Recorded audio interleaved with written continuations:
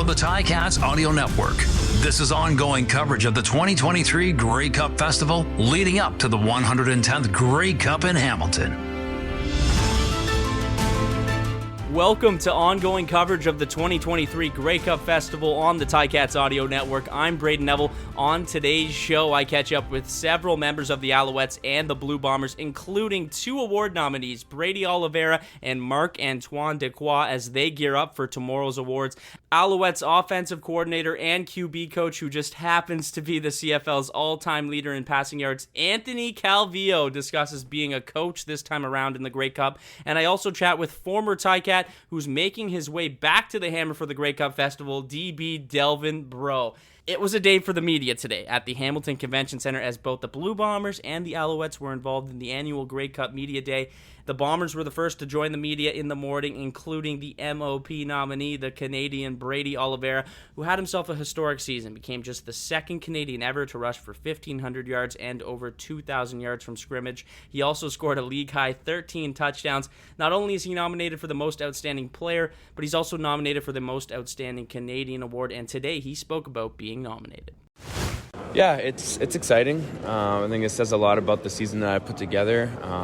But with that being said, I mean, I play this game to win games and to win championships. So if I walk away with 0 awards out of the 2, so be it. I'll just make sure that, come Sunday, that's a real piece of hardware that I want. I want this for myself. I want this for my teammates. I want this for my coaches. I want this for the city. There's so much that I'm playing for. So award or not, I mean, I want a Grey Cup. What can you say about the venue for the award show? I mean, Niagara Falls is a little bit different. You got Shaggy there also. It's kind of a unique look for the CFL. What do you think about that? Yeah, it would be cool. Niagara Falls is a cool spot. I have a bunch of family and friends coming for the award, so they'll be able to experience a lot more than I will. So, but that's exactly how I want it. I want the people that mean the most to me being there, supporting me, and then having the most fun after the awards. So, I know my family, my mom, my girlfriend, they're very excited for the Shaggy concert after the awards. So, it's going to be good. I think it's good for the league now, having some bigger names at these events. I think it'll only make this league better, and which is what I want, man. I'm a proud Canadian. I've been a fan of the CFL my entire life. So, this is really, really good for the league. Growing up as a Canadian kid and watching Grey Cups and being a fan of the CFL, what memories stick out to you about your time watching it, and did you ever think you'd be at this point and be in another Grey Cup? Yeah, I grew up a Bomber fan my entire life.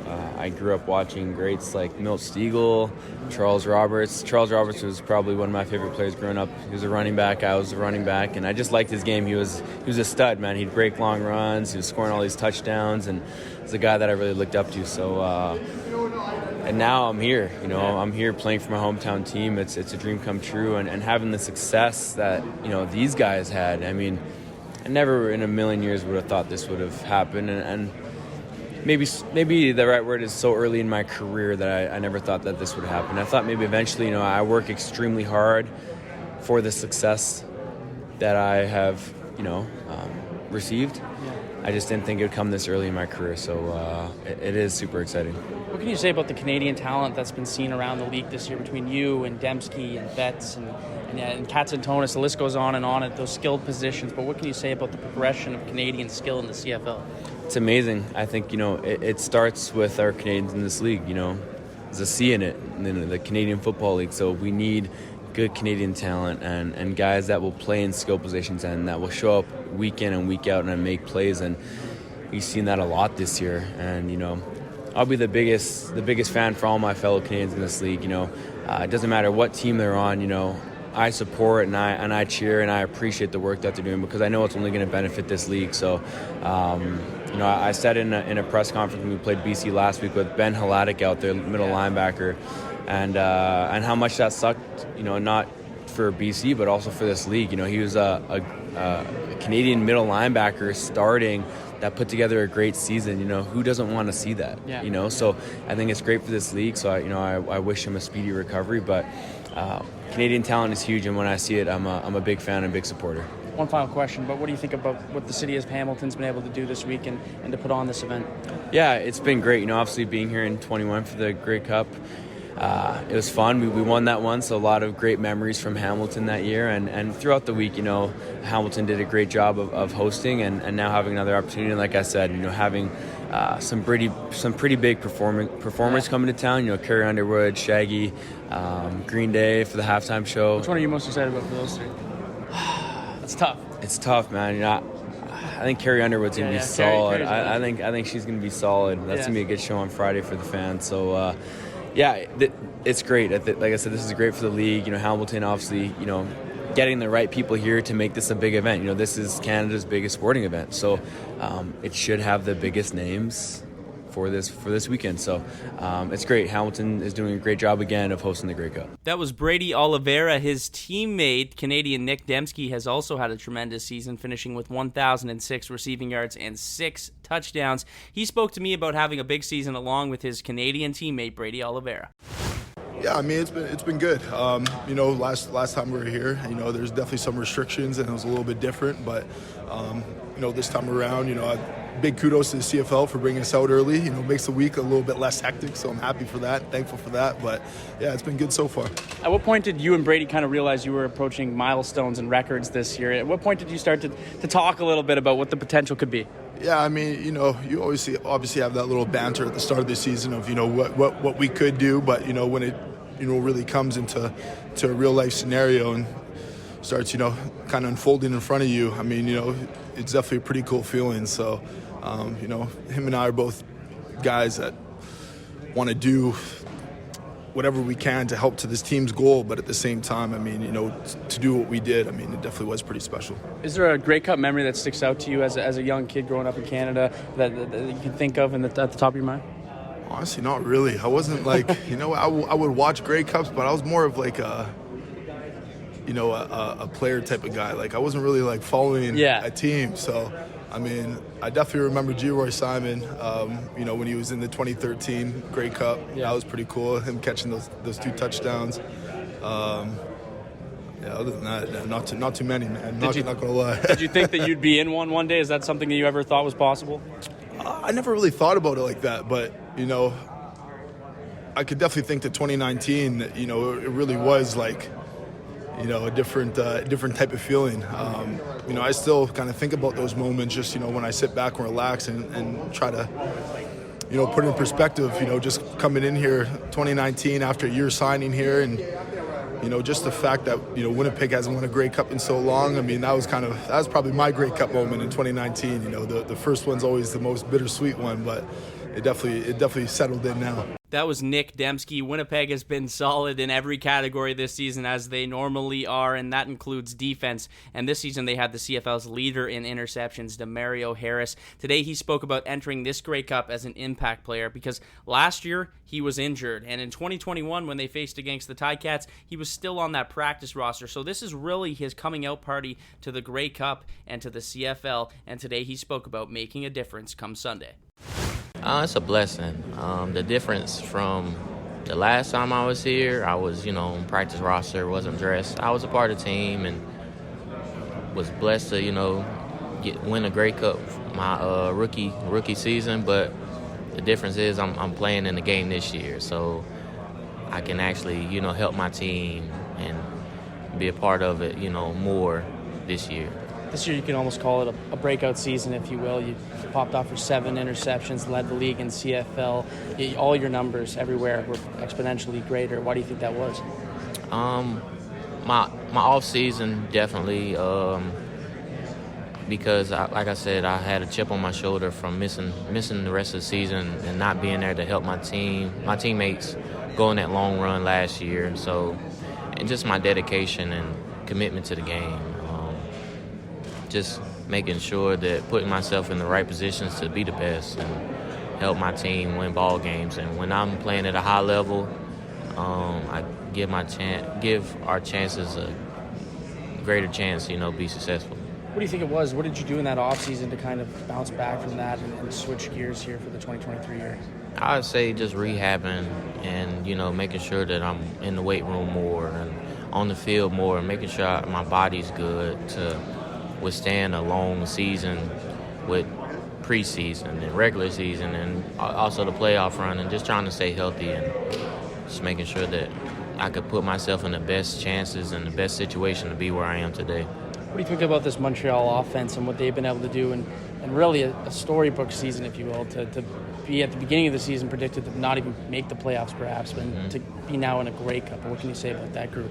That group is definitely special. Like you said, they're on like a hot streak. They have some explosive players. They have a good quarterback, Cody Fajardo. They have a good big running back, and Stanback. He's going to come downhill, run hard, and also he has and Cody also has some good receivers on the outside with Philpott and Austin Mack. So we just have to be on our A game and just limit the explosion plays. Do you feel like since this group has been to so many Grey Cups in a row that this almost seems routine at this point? We definitely feel like we belong here, but we're, just trying to stick to the script and, just do things like we normally do, but just make sure this year we finish the job.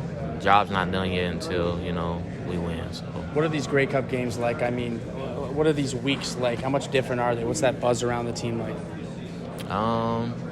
Everything feels the same. It's just on a bigger stage, different environment, but it's still, I feel like it's still the same. We spending time with our brothers and just playing the game that we love. Yeah. How excited are you to get going here on Sunday? Man, I'm too excited. I wish, today was Sunday, but I gotta, keep my emotions bottled up until Sunday, but definitely excited. You seem like the kind of guy who's good at that, who's good at keeping their emotions inside, and then you just stick to the game plan. Is that kind of who you are? You're all business? Definitely all business. I try my best to, keep it all bottled up, but sometimes it's hard, especially like when I'm laying in bed and trying to sleep. I'm imagining the game and trying to, I'm ready to play, but for the most part, I can control my emotions, but Sunday I can't wait. That was Demerio Houston. The final Bomber I spoke with today had to bounce back big time this year after tearing his Achilles last season. Not an easy injury, a very painful injury and a very tough injury to bounce back from, but Kyrie Wilson spoke about how he made that possible and being resilient this season through his comeback year. To be honest with you, it was like, how you say it? It was just a good feeling, man, just to be able to come back, man, and just be back with the team. And like I was telling the other person, like, it's just good to just be back on the field with your brothers, going to war with them, having fun. And like I told them, like, you never know how much you miss football until you're out of it for a minute. And so, like, it was just fun, man. Like, the first game was a little bit emotional, just being back, coming from where you come from. But, like, man, it was just good. It was good all around. What's the recovery process? I mean, an Achilles is such a difficult injury to come back from. But what was that training like and that recovery process for you? And you came back and you were playing at a high pace. So what was that like? It was like our trainers here, like I said before, like I trained some dogs, like Al, our head training staff, and the trainers with them, man, they're dogs, and like they was in there, pushing me, pushing me and doing things that, like the calf raises that, I ain't gonna lie, that's one of the worst things I hated to do, because it's like do like 100, like burning mouth, it's like, oh my gosh, but it all paid off, man. Like I said, it was like a lot. It goes a lot with the trainer staff and like just how they really ask, how they take care of your body and stuff like that, man. But it was, to be honest with you, like, even though I still like, it was still like, still had joy, man. Like it was not like you never down, because like at the end of the day, we all go through things and to learn from and at the same time, like you learn from it, and one day you never know, somebody else might be going there, so you can tell how you got through it. So like at the end of the day, man, it was all good. At the end of the day, all good experience. At the end of the day. Do you almost feel like going through that made you stronger, like mentally, and to be resilient? Definitely, man. And I like that word, because that's like I love that word, resilient, because it means bounce back and stuff. And definitely, man, because we all like in life. It's just like in life, man. We all gonna go through some things, ups and downs, but it's how you get back is what's gonna really make you stronger.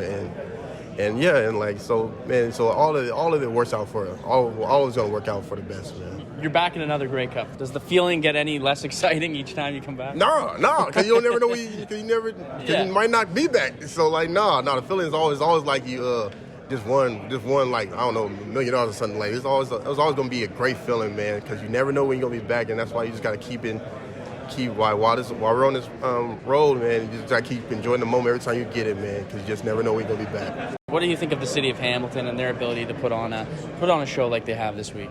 Oh man, like it's good, man.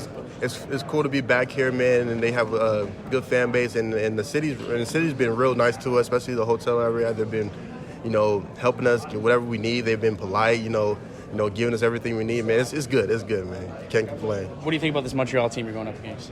Montreal, they're physical. They have a good defense, good offense. They're solid, and it's gonna be a dogfight. It's gonna be who wants it more, and we up for the challenge. That was Kyrie Wilson. Big thanks to him and the rest of the guys on that Winnipeg team that sat down with me today. Media Day continued with the Alouettes later in the afternoon, and there was a big name in attendance for the festivities that wasn't playing in this game, and that's the CFL's all-time leader in passing yards and a million other categories, Anthony Calvillo, who is now the offensive coordinator and QB coach for the Alouettes. He spoke about being back in the Grey Cup, except as a coach this time around, and showing his QB how to deal with the adversity of playing in the big game.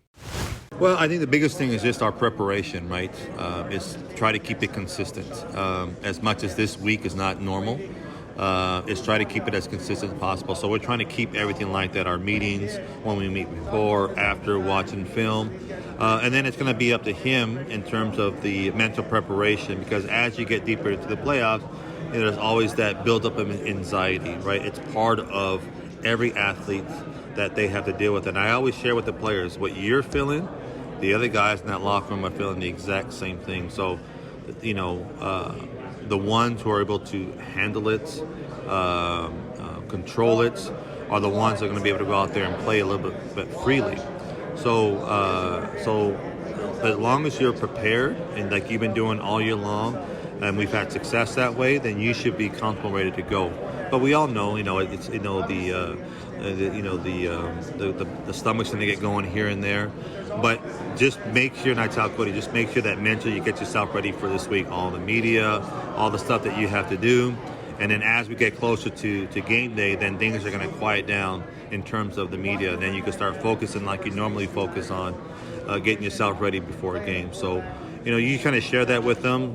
Jason does the exact same thing, and then they got to make it their own. And then kind of just go from there. How does it feel this time around to be doing it as a coach this time? Well, I'm just excited to be here. It's my first time here as a coach, and I'm very happy and proud of our entire football team.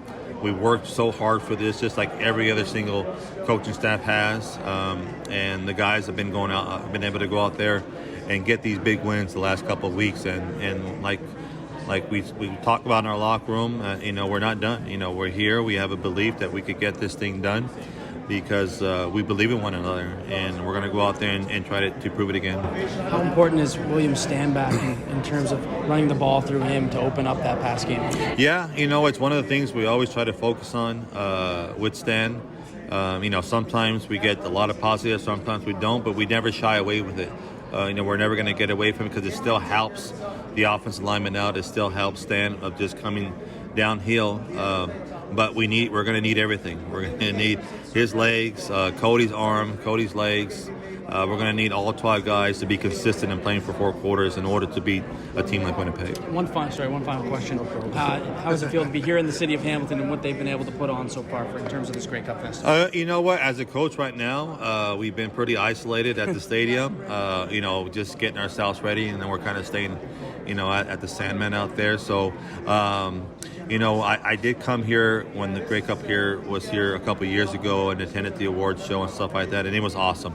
I think each city takes pride in hosting and making it a great experience, not only for the fans, but for the players as well. That was Anthony Calvillo, such an easy guy to talk to, and not going to lie, I was fanboying a little bit talking to him, but so great to pick his brain about this Alouettes offense, and he's been excellent for them this season in helping out with that squad. A lot of that offense goes through that run game, and William Stanback is the guy normally carrying the workload, and he's been solid as well this season, especially during this playoff run, and he spoke to me about being the underdog and more.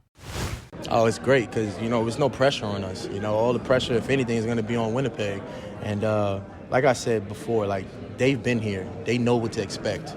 Not necessarily we know what to expect, but we feel like we've been in games to where it has been this big for us, and we came out on top most of the time. So we feel like we're really ready for the challenge. Do you feel this hot streaks come right at the perfect time here for you guys? Exactly, and that's usually what it is. A lot of vets tell me, they said it's always the team that's hot at the end of the season that usually wins it. You know, you can have the best record in the league, but if you're not hot going into the playoffs, you know, rolling, trying to have that playoff Grey Cup run, sometimes you might not last. A lot of this Montreal offense runs through you. Is that a responsibility that you enjoy to have? Oh, yeah, of course. And that's what my whole mindset is about, you know, establishing the run game, being a hard-nosed runner. And, you know, I try to, like, pound the ball every time I get it, you know.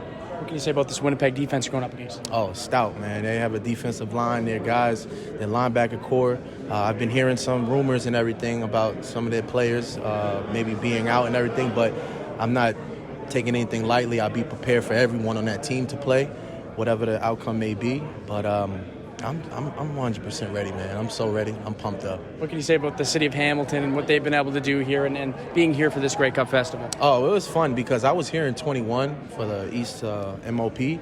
But, you know, it's the same play. I'm familiar with the area, so getting back and forth to the hotels, I already know where to go and everything like that. Just trying to find something else to eat because where we're staying at, I feel like I've been eating like Moxie's and Denny's every day and stuff like that. So I'm definitely looking forward to just branching out and eating something different. That was William Stanback. Marc-Antoine Dequoy will be at tomorrow's awards. He's nominated for the Most Outstanding Canadian. It'll be a tough one to win going against Brady Oliveira, but he's really shown he's a baller in the CFL and spoke about being nominated and playing in a Grey Cup for his home team.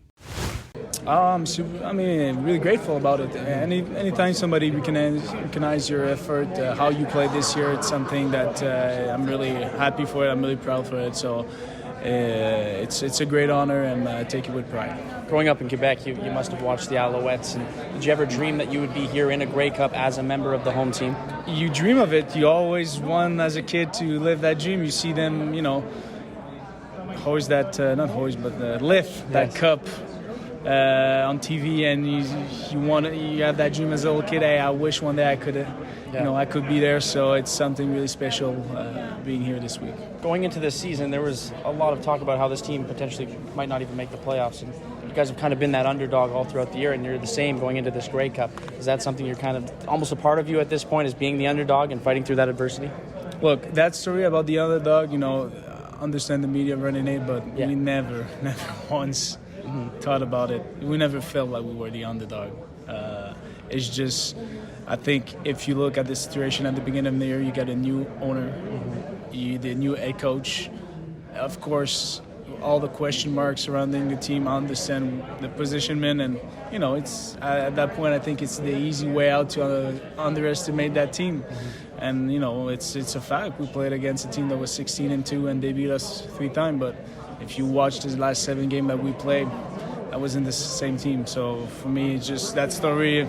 We don't really listen to that one. What's the environment been like since that change of the reign, that change in ownership, and what has it been like around the room and around the city and especially around this organization? It's been incredible. You got to understand that Montreal and Quebec is just something different. It's, first of all, the language, we speak French. So having an owner that's from Quebec, having a GM that's from Quebec, that they understand the Quebec culture, because we play sports, but at the end of the day, it's a business, and you got to bring fans, and they understand what the Montreal fans do want and what's the project that they want. So I think it was really important for the league and for that team to have those guys in charge. Are you excited about the awards night and the venue being in Niagara Falls and Shaggy performing and all of that stuff that goes around it? I'm excited, but I will not really enjoy it because I'm focused on the Grey Cup. It's different if you're just there without being in the Grey Cup. So I would for sure try to enjoy it as much as I can, but I know that the biggest party is not this week. Is going to be on Sunday night when we'll win. And finally, what's the buzz been like around the team now that you're here in Hamilton and you're experiencing everything that goes around the Grey Cup? What's the mindset been like with you and the rest of the guys? It's been really great, honestly, great mindset. But one thing that I do love is guys kept doing the same routine. It's different because we got to do media, but I didn't see we're better than everybody else and we're sitting on our laurel. I still feel the same thing, and that's what I said when we a little story. At the end of this season, we play Hamilton for a game that didn't mean nothing because the playoff spot was already decided. And for me, I was really curious that game. I said nothing to the media, but I was like, I want to see how we're going to adjust that game because this is going to say the true identity of our defense, our team, how we're going to show up because that game didn't mean nothing, right? And we went out there, and that week we worked all week long. It was a mindset of we're not going to get beat, so I knew that we had a championship team there. That was Marc-Antoine Dequoy. Ticats fans are very familiar with Ciante Evans, who's playing in his first season back with the Alouettes after being with the Ticats the last 2 seasons. He spoke about returning to Hamilton and gearing up for this big Grey Cup game. It feels good. It feels good, obviously, to make it to the last game. Anytime you can make it to the last game, it's a wonderful feeling of excitement. So I'm just taking this with a grain of salt and focusing on finishing. What's different this time around than 2021? Aside from COVID, I guess. Yeah, just like a new team. You know, it's not the home team. Obviously, the home team was in 2021, but it's just a new team, a new swagger, new teammates and stuff like that, but it's the same environment. What has the adjustment been like here in Montreal this season? Just being with a new defensive coordinator, really. I haven't really got to work much under his system, so just getting, adjusted to what he likes to run, get adjusted to how he wants it run, you know what I mean? Just being adjusted and acclimated to all the nuances of defenses and then also teammates, right? Yeah. Whenever you go to a new team, you got to make sure you have camaraderie. You got to make sure the mesh, you guys can, mesh together and stuff. So those are the 2 biggest things that I, take away from it. How's it been working with Noel and seeing his philosophy on a daily level and especially what he's done to this defense? And you guys have been excellent all season, especially the second half.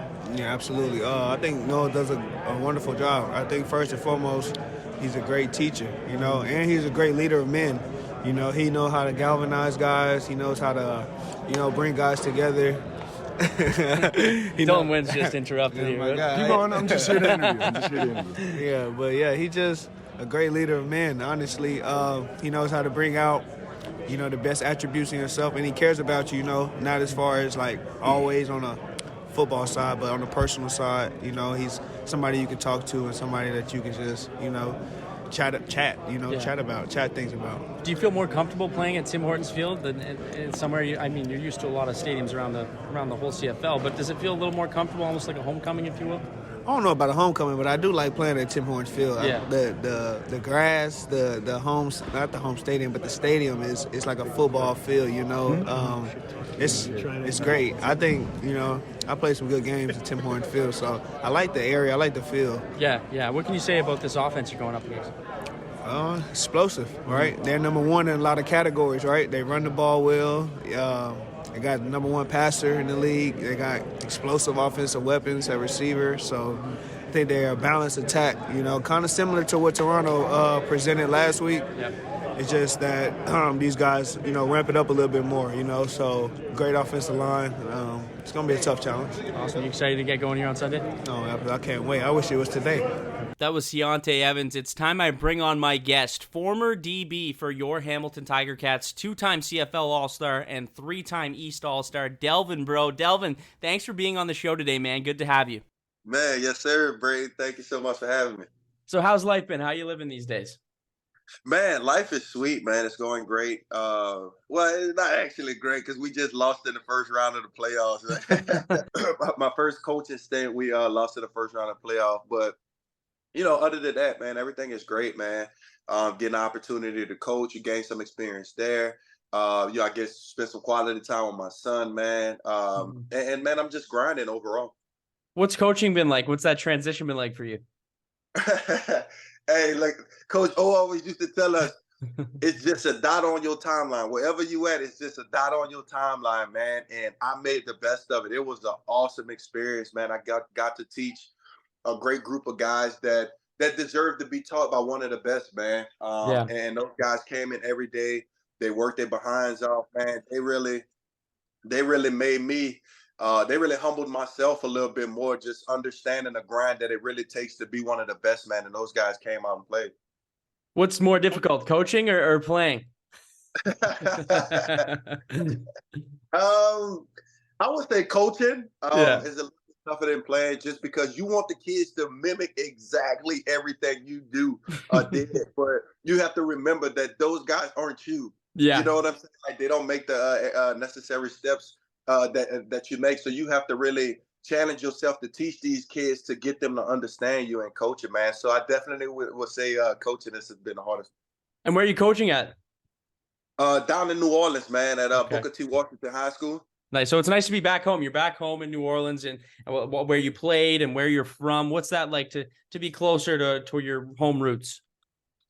Man, you know what? There's nothing like being in NOLA, man. Or being from NOLA, just wanting to come back and pass through NOLA. Like I say, man, it's just an experience to give back to the community. It's such a dope thing that you get to do being a professional and being away. And when you come back home, it's like, man, everybody looking forward to learning things from you. And that's how it's been for me, man. Like I've been on one long journey. Now I'm being able to give back to the kids in the community, man. I think it's amazing. And next week, you're going to make your return to Hamilton, or this week, I should say, you're going to make your return to Hamilton. You're going to be here for the Grey Cup Festival, the Grey Cup. Are you excited to be back in the Hammer? Let's go, man. I'm excited, man. I miss Hamilton. I want to say last time I've been to Hamilton was the last Grey Cup. I think it was 2021 that it was in Hamilton, if I'm not mistaken. So it's gonna be awesome to see some familiar faces, man. I'm excited. What is it about Hamilton that makes it the ideal location for a Grey Cup?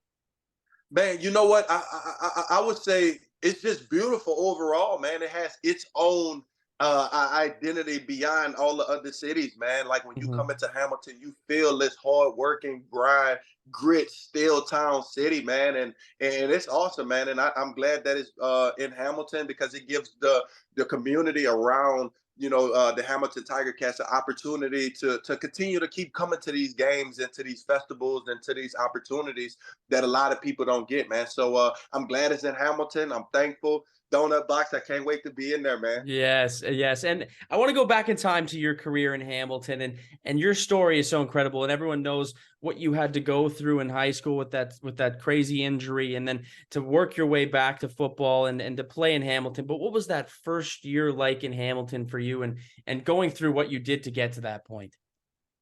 You know what, that first year for me being in Hamilton, man, was just a grind mentality for me, man. It was about coming in, dominating, making sure I represent my last name well, man. And I did that in 2013, leading up into my career, man. But Hamilton has been phenomenal, and it's been fantastic for me, man. They treat me like what I want to say, they treat me as if I'm their own, like I was born and raised in Hamilton, and the fans just take you in, man. So that's how I feel for me, man. And like I say, I love being here, and I'm glad they took the opportunity on me, man. And like I said, man, I made some big plays for them.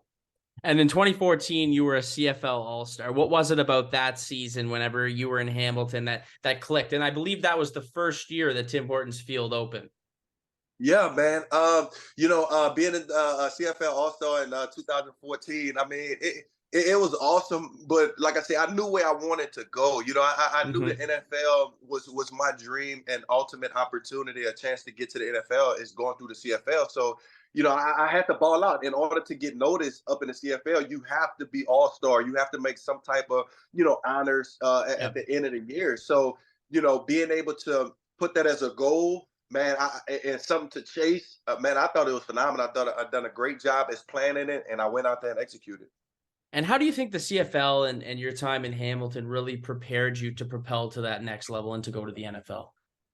Man, you know what, man? The CFL and Hamilton Tiger Cats propelled me, man, just by getting ready for my focus, man. Like, I know going out there, I started in the semi-pro, went to arena, and then got to the CFL. So that's kind of like a lot of people say will be on their journey, but I had to stay focused, and that's what my growing pains were in 2013, and then 2014 I got it right, being around like-minded people, and Coach O, who always always talked to us about the mindset, changing your mindset and challenging yourself each and every day, man. So like I say, it was just those moments that I'll never forget, and I'll cherish them forever. We touched on being a CFL All-Star and everything along those lines. Tomorrow, there's going to be several players around the league that are nominated for awards and who are All-Stars. But whenever you found out you were an All-Star, and I believe it was 3 separate times, twice CFL, 3 CFL East, what was it like for you to be given an honor like that and to be recognized by the league? Man, you know what, man?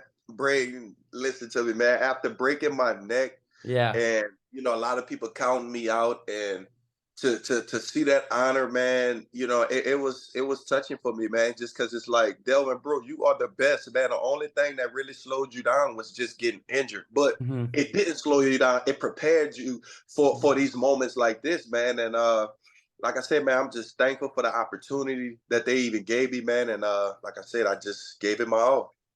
When you think back to that injury you suffered in high school and such a significant injury then that most people would never be able to come back from, but you did you think you would be able to make a career like you did in the NFL and the CFL and be able to accomplish what you've accomplished in your career? Man, yes. You know what, Brayden? Like, I always saw the vision. I like my Dr. Miguel Melgar told me, send him Super Bowl tickets whenever I, make it to the Super Bowl. And that was him telling me that once I was getting discharged. And that was my determination that I always needed, man. So being able to get out there even after that, that neck injury, man, it was striking, but I had to go. It was just like, man, put everything down and let the chips fall where they fall. This is the opportunity for you to showcase your adversity, all the things that you've been through. Now it's time, and you have a platform, which is football, like something you love, man. So, being able to have that injury, I want to say it definitely prepared me, man. Do you think Hamilton almost embodied the kind of person you are, because the symbolism of Hamilton and that hard nose and always having to fight for what they want and always, a hardworking city, that kind of give you that extra motivation that you were playing in a city that's kind of a little bit like you know what I mean? Like it's one of those places where they like that hard nose, that story of adversity and overcoming it.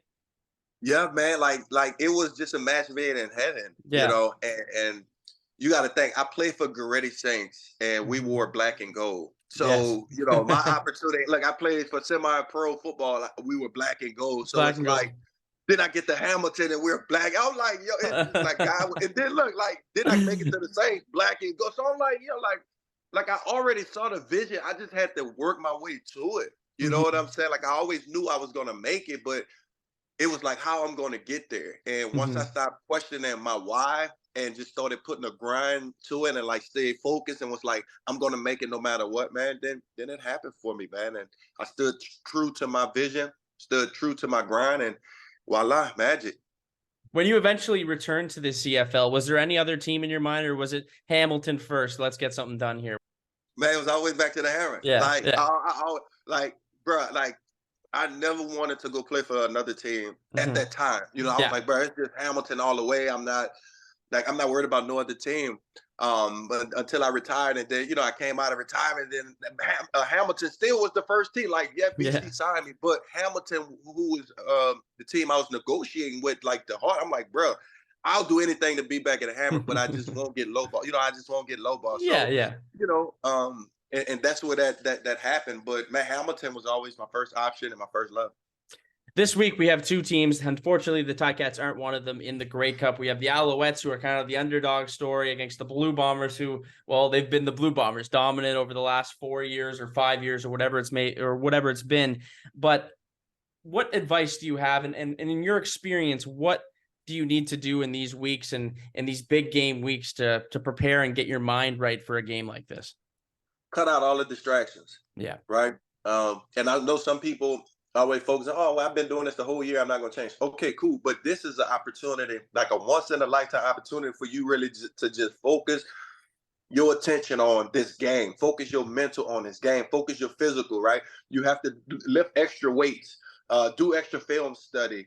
Like if your girlfriend call you, like for me, my girl would call me and I'd say, hey, let me give you about another hour. Give me another hour. You know what I'm saying? But like you have to really focus. Like it's really one and done. That's it, man. And you always want to hoist that Grey Cup trophy at the end. But, luckily for me, we came up short 3 times, man. So, it's crazy.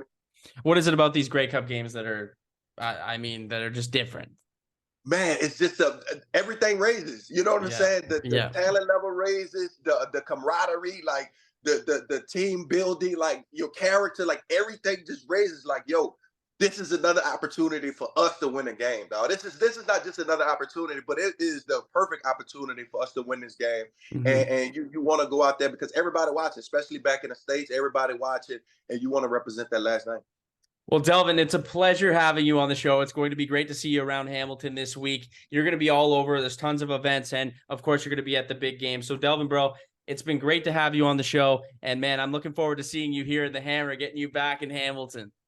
Yes, sir, Brady. Thank you so much. That was Delvin Breaux. It'll be great to see him back in the Hammer and tons of other alumni. And tomorrow is really when we go into another gear here at the Grey Cup Festival. We have the YWCA Hamilton Rise and Shine Trailblazers breakfast kicking off in the morning.